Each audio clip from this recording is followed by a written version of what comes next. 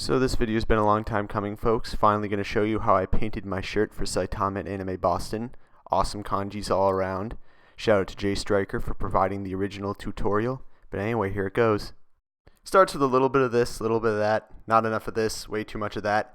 Definitely none of this, or at least not before that. About as much of this as we need for that.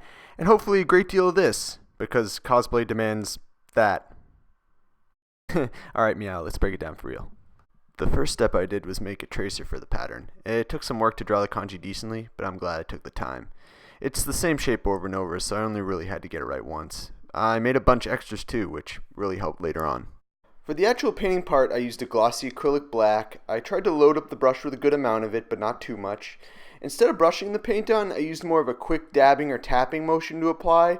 This was just to minimize the amount of paint that got underneath the edges of the tracer, because when that happens you get streak marks and distorted shape, and that kind of stinks. In fact, for this reason alone, I would suggest using something stiffer and less floppy than craft foam. I just had a hell of a ton of it, so I ended up using it. After the tracer has been removed, I found it helpful to touch up each kanji a little bit. Just try not to go overboard. I also found that having my multiple tracers on rotation sped up the pace of my project overall. Much better than blow drying one single tracer. That was really bad. I do, however, suggest blow drying your prints a little bit before you turn the shirt over to work on the back. Nobody wants paint marks on their table.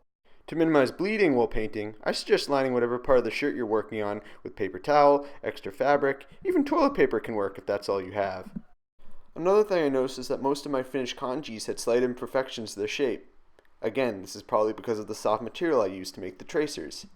Also, I found that cutting smaller tracer shapes only made them harder to use overall. So that's all there really is, only a couple of simple, easy steps and procedures to follow.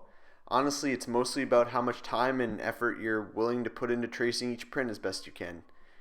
I'm not an expert on making stuff, but I do try to put forth a good effort if I can. And it's a cool and effective technique for painting something onto a shirt. And as with any new project, you learn a few new things, try a few new things. Hopefully you end up with something pretty dope in the end. That's my primate costume over there.